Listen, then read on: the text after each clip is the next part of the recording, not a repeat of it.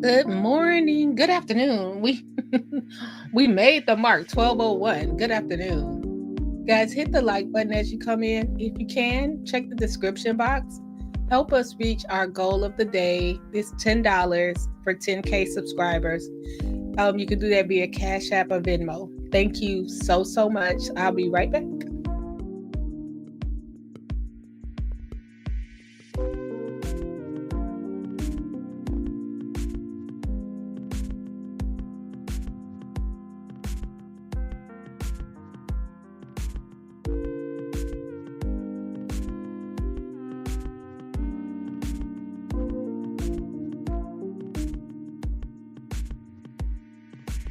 Hey there, Jay.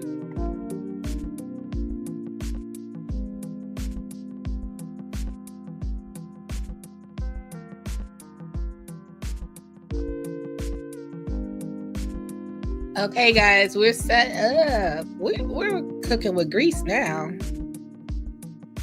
Usually it take a minute. Hey, guys. Good morning. Hey, Curtis.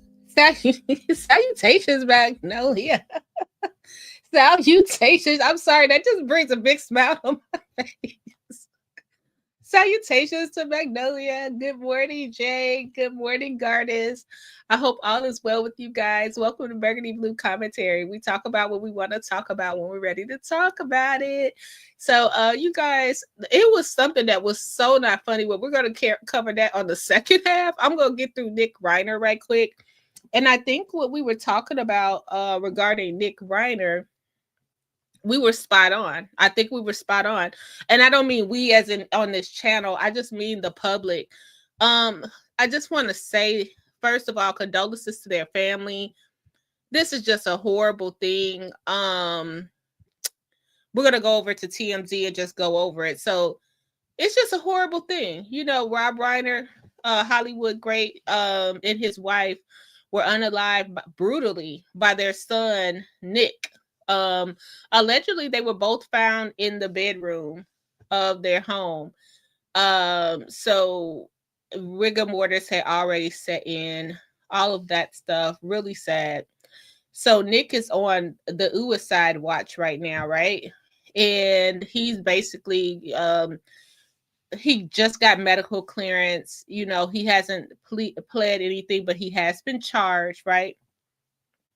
So with special circumstances. So we have been talking about this over here and other people have, and I just have the general consensus is that Nick is going to plead insanity, and basically this has happened before on different cases, but we know he's going to get away with it because it's so well documented, his mental and health struggles and substance abuse. Now, while we're thinking, and I'm not trying to say it's easy, one mental health situation is easier than the next. That's not my intentions to say that. But sorry, guys. Sorry, guys. That's not my intentions to say that. I'm not saying, oh, if he was bipolar, it would have been better than him being schizophrenic. No, I'm not trying to say that. What I'm saying is, now they have found out that he was being treated for schizophrenia. That changes the whole game. Instead of it being like, and I'm not a doctor, something like that, this is just me talking. Instead of it being something like, if he would have stopped doing drugs, then his whole mental health situation would have been better. You know what I mean? Something like that. Like, he wasn't just suffering from anxiety. He was really being treated from schizophrenia. Now, they also said that he was recently being treated at this place that charges big money people $70,000 a month to treat the kids. And the medication was wrong. The medication was wrong. They couldn't elevate, regulate rather his medication. So, oh, thanks, Jay. Jay said, and recently he had a change in the meds. Right. So they were trying to regulate his medication and couldn't get it right. But on top of that, they're saying that allegedly he was still abusing prescription drugs. So this is the thing. when you have that much money, you can put your hands on anything, right? And it had to be hard to get Nick to listen with all the power he had. Like, I was listening to different podcasts and they were saying how basically Nick was lazy. He was just totally lazy, and he wanted a life that he didn't earn. Okay, so he basically was like, my grandfather is rich and famous, my dad is rich and famous, now where did it leave me? And I think that was a selfish way to think, because what about Jake? He had a brother, Jake. I don't know what he does, but he had a brother and a sister. He has a brother and a sister, rather. You carve out your way. You carve out your way in Hollywood, if that's what you want to do. And I felt some kind of way of looking right now. Being Charlie is free on Apple movies. If you guys, they got commercials. If you don't have the Prime, but yeah, go over there and watch it. And basically, it just seemed like Rob was just trying to push Nick off into doing anything. They were saying how he was an intern on Family Guy, and Family Guy really didn't have interns, but Seth did a favor for Rob and said, hey, he could come on as an intern, and he was lazy doing that. And then even with being Charlie, he co-wrote it, and allegedly, this is not me, this is the stories I'm hearing, the person that wrote it had to do all the work. And it was just and then Rob Reiner came in and directed it, which you put a Rob Reiner production, that boosts it up, right? But it really wasn't hitting the way they thought it was going to hit, right?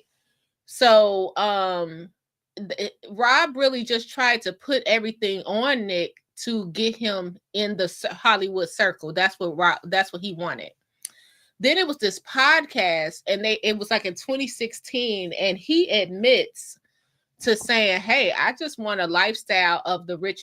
This is what Nick is saying. I wanted a life.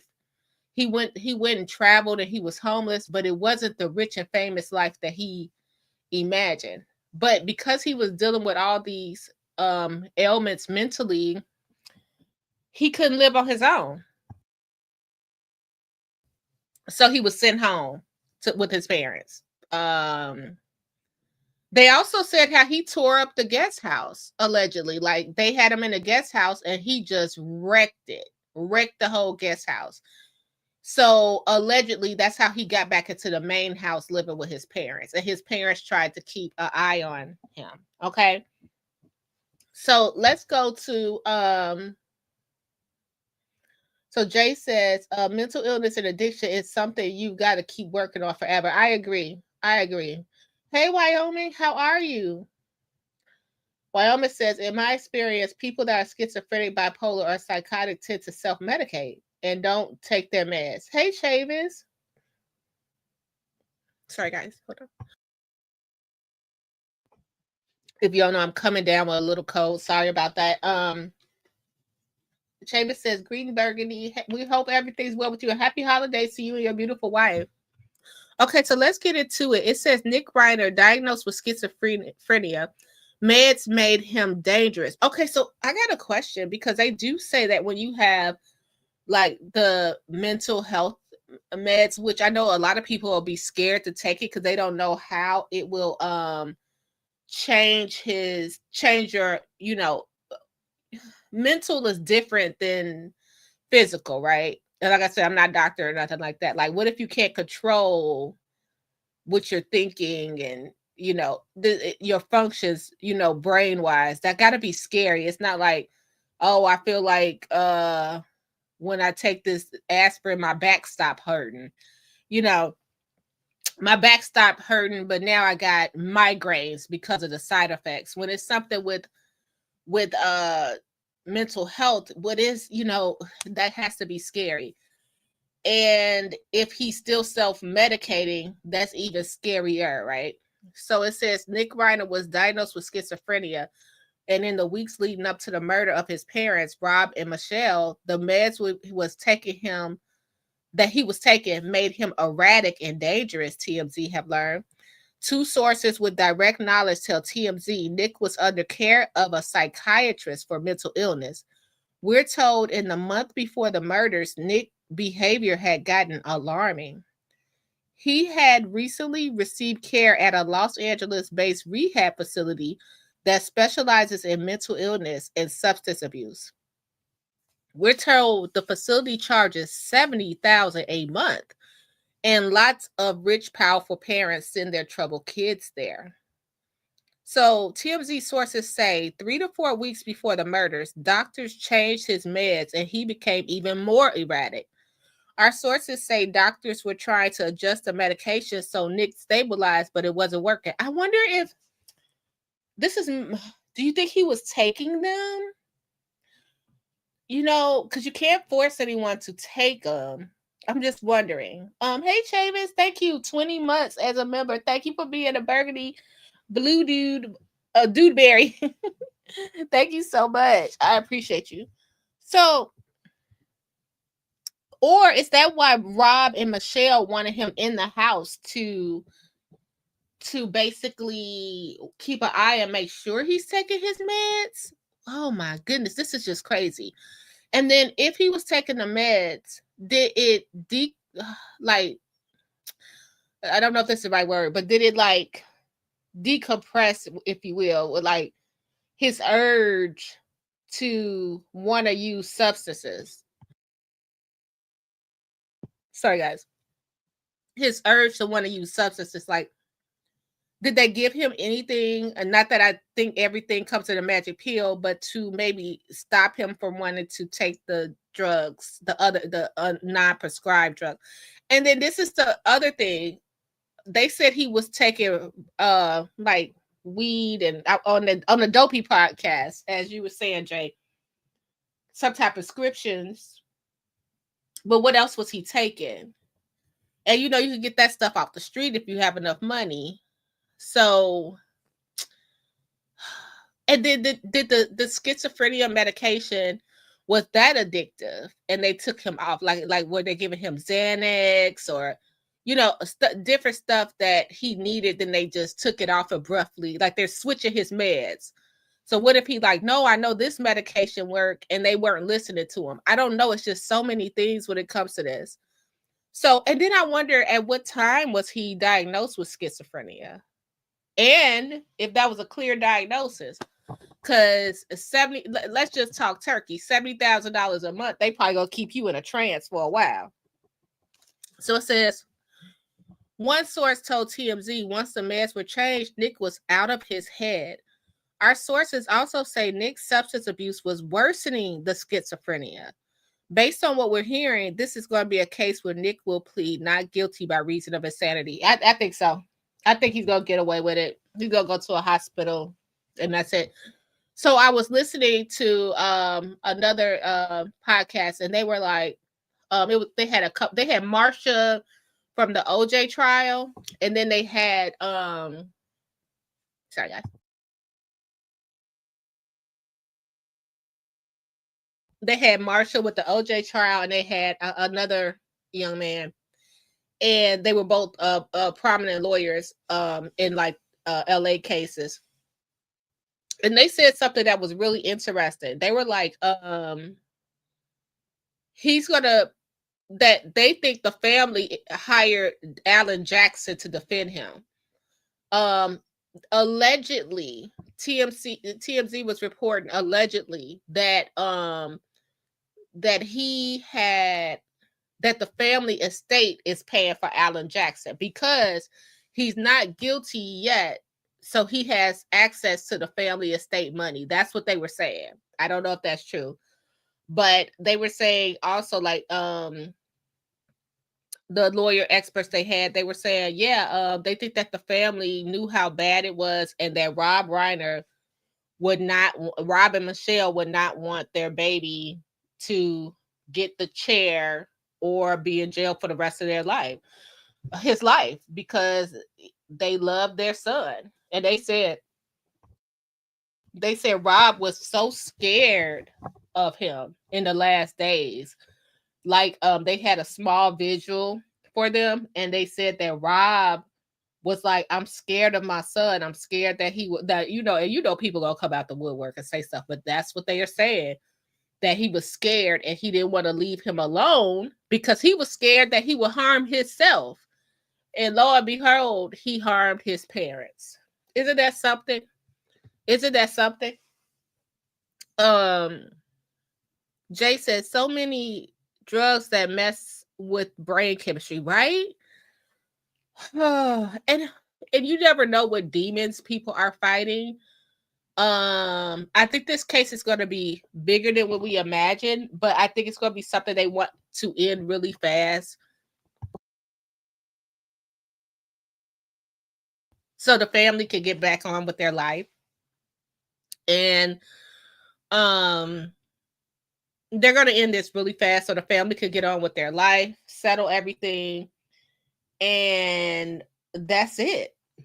That is it. I think that's what they want to do. They just want to move on. And they probably didn't think it was going to come to this, but it wasn't not expected for it to come to this. Do you understand what I'm saying? And let this be a lesson that we can't save people. Don't give up on anyone, but you can't. He just couldn't be 34. He just, I don't know, because I'm not in his shoes, but it seems like they tried and tried and tried and tried, and it just didn't work out. And, so sorry to the Reiner family that this ended this way. Nick will be more than likely be either in a mental institution or some kind of medical facility for life. Yeah. Yep. Or not even that. Like they'll probably, I don't even think he'll be there for life. I really don't. I think he'll get out in his 50s, tell his story, be a mental health advocate. I think the money gonna talk. I really do. I really do. And then they're gonna come out with a book with how they all forgave their brother. It's y'all. Let me know. Let me know if it worked out the way I said. Wyoming said I feel long-term addiction tends to bring the mental issues on. I'm not a doctor or anything, but that's my own observation. They said he was in rehab since he was 15. He was in rehab since he was 15. Isn't that something? So, whoa. What, 20 years? 20 years?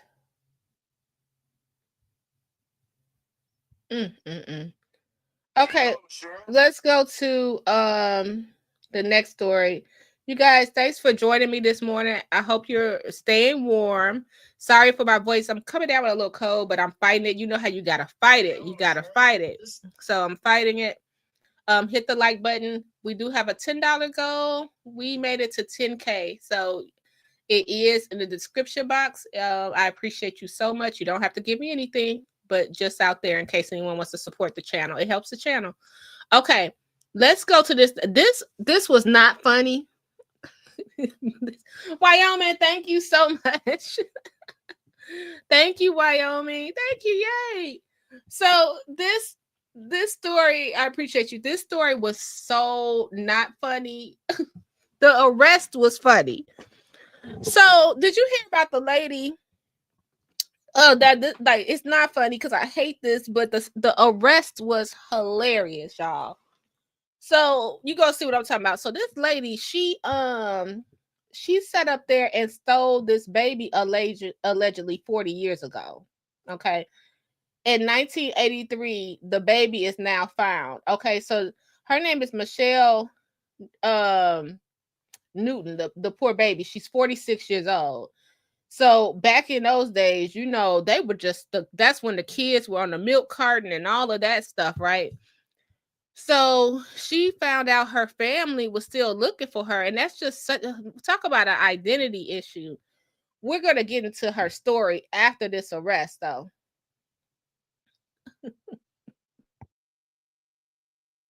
I'm laughing at Chavis comment talking about loves outside like DMX. I'm all good, but wait, this is the arrest, y'all. And I was on TikTok and I saw this. I had to watch it like 5 times. Now let's get into the arrest. Okay, let's start there. Stunning moment captured on police body cam. Uh-oh, they're coming for you, Sharon. They don't want me. But those officers actually did. Police say her real name isn't Sharon. It's So she walking her dog. She walking her dog, and the neighbor, you could tell they some gossipy neighbors, right? So they're all walking together, and the neighbor is like, they're coming for you, Sharon. And I don't know if they're gonna show it on this one, but I think her husband is black. So the lady that said they're coming for you, Sharon, and the woman that gets arrested, she says they're not coming for me. And yes, they were. Her husband is black, so the neighbor says, "Oh, they're coming for Jerry," and people were eating them up on TikTok. I'm gonna play that next, but I want y'all to hear the story. She was like, "Oh, they're not coming for me." Yes, they're coming for you, sweetie. They're coming for you. the stunning moment captured on police body cam. Uh-oh, they're coming for you, Sharon. They don't want me. But those officers actually did. Police say her real name isn't Sharon, it's Debra Newton. And she was taken into custody in Florida in connection with a 40-year-old kidnapping case where she was accused of abducting her own daughter in Kentucky. I didn't do anything. According to authorities, back in 1983, Newton abducted her then 3-year-old daughter Michelle after telling her husband she had a new job. She was named one of the FBI's top 8 most wanted parental kidnapping fugitives. What's going on, Sharon? I don't know anything. According to investigators, a Crime Stoppers tip led to her arrest 4 decades later. Never seen a case like this. I've been doing this for over 26 years. And just days ago, the emotional reunion between Michelle, now in her 40s, and her dad, Joe. I've been missing for all this time and I didn't even know. What was that moment like when you hugged your father for the first time? Emotion like I could never explain. And we both laughed, we cried. It was kind of just a fulfilling of a big piece of myself that's been missing. And now, moving forward. I feel like I am probably the luckiest person in the world right now. So not everybody gets a happy ending like that. Debra Newton faces a number of kidnapping charges. Now, attempts to reach her attorney were unsuccessful. Michelle telling me both of her parents are good people and that there's more to this story she's not quite ready to share just yet. Now, and that's so sad because that's her mom. But how does she heal from, finding out her real life? I'm sure she still loved her mom. How does she now deal with her mom having to be in jail? So I cannot wait to hear her side of the story. That's so sad. So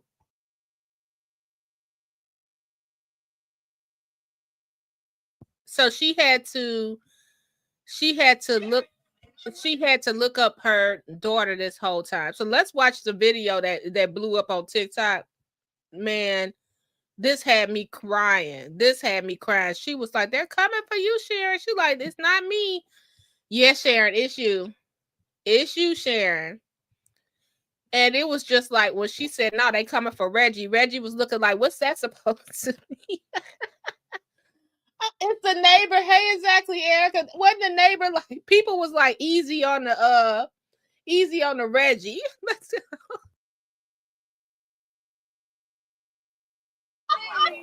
They want Reggie. What's up? No, we're here for you, ma'am. Definitely here for you. Why?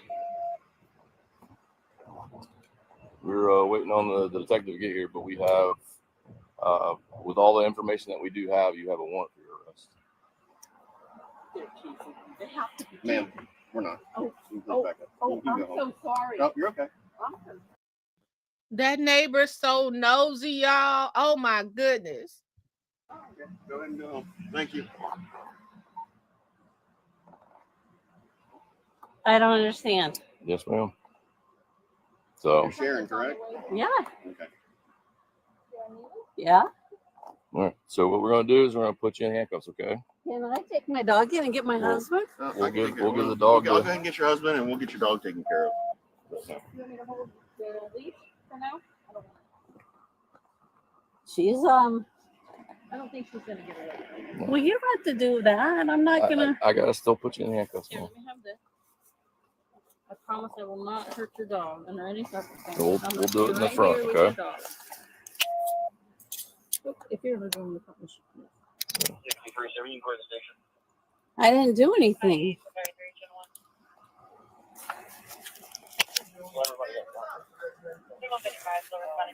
Not to get your watch where it's going to pinch you or anything. No, don't let him go because I don't have it. I don't know what they're doing. Well, you got somebody that tell me something. What's going on? She has a warrant. All the information that we have. A warrant for what? For her arrest. Well, I'm waiting on the detective who can come explain to you just everything in just 1 second, okay? Here, give me that real quick.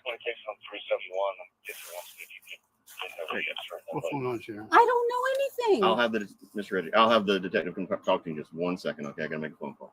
Okay? We're not in any kind of rush. Just give us 1 minute. I understand in the middle of your driveway. If you want to just step by the truck, that's fine too. Yeah, in the shade. Just give me 1 minute. Okay? Mike, that's some other units were 10-12 detained. Oh, they're coming for you, Sharon. They don't want me. This was just tragic. Just tragic. They came for Sharon. Sharon didn't know what to do, y'all. Sharon was like, and then the nosy neighbor was crazy. All right, y'all, I'm gonna get up off of here because your girl voice is going, but I appreciate y'all joining me. Thanks for being here. Thanks for all your support. I'll see you. I got a video uploading about the road rage in it. Hey, Choose, this is not your side of TikTok. They're coming for you, Sharon. No, they coming for Reggie. And Reggie was like, he got the dog. He was like, what's that? What? And it was so funny. I don't know if they had that one on there. He was like, but basically he came and got the dog. He was like, now what's the problem now, Sharon? So you knew Sharon been a problem. He was like, now what you do? He was like, now what you do, Sharon? Like, he like, I know you did something. Was you down there stealing at the Walmart? He probably didn't think it was about this baby. But yeah, you guys, I have a video uploading this morning. It was really slow on YouTube. I think it was an outage or something, but I have a video coming up about the Chicago road rage incident. And it was really bad here. It was out Southwest. Man, let me see if I got a little clip for y'all. I think it's this one. Hold on, let me give y'all a clip.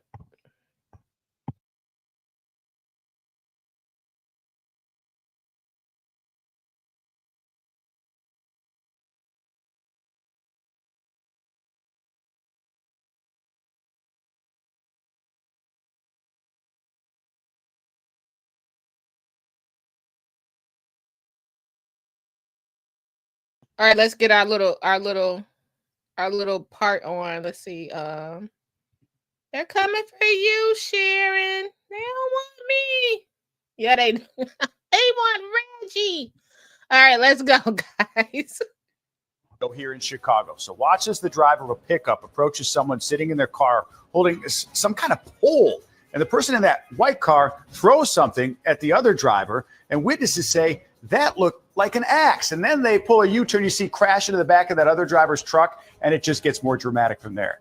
The driver in the white car gets out, looks like he's about to fight that other driver. But then he jumps into that person's truck, and he'll take off. Well, we're talking with a person who watched this all happen. What she's saying about it, join us tonight on ABC 7 at 10. Absolutely wild case of apparent. Y'all, so I'm going to break it down. I'll have the video up as soon as it uploads. So they sat up there, jumped out the car. Okay.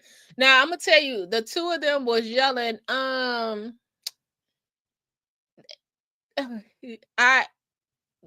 we got to talk about this because they're like, come on, nigga, come on. I just have to say it. That's what, and everybody was in the comments like, y'all show using the N-word a lot. And that's where it comes to the whole thing where they were saying, should like Hispanic people be able to use the N-word? It got deep. So they was over there.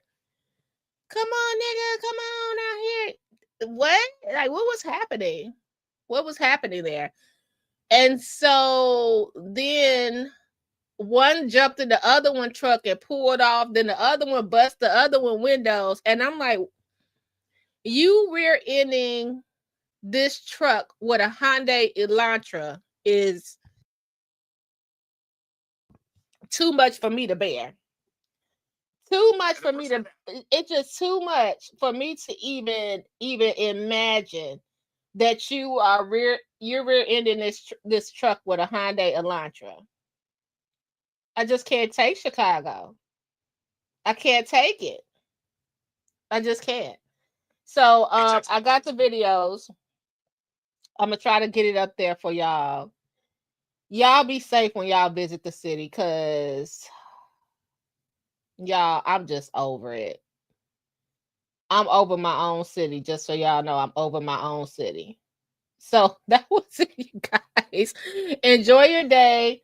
I'll see you soon, and we'll go from there. So hopefully I'll have that video up for you today, so y'all could tell me how much would it take you to get out the car with an axe and come after somebody. This is ridiculous. Enjoy your day. I'll see you soon on the other side, and I appreciate your support so much. Make sure you bundled up out there, because I don't know how a cold slipped to me. I don't know. I have nothing to do with that. I got some clothes. I got some jewelry. The rest I got tied up in investments. I ain't got nothing else. Commentary blue, commentary burgundy, commentary commentary blue, commentary burgundy blue, commentary blue, commentary.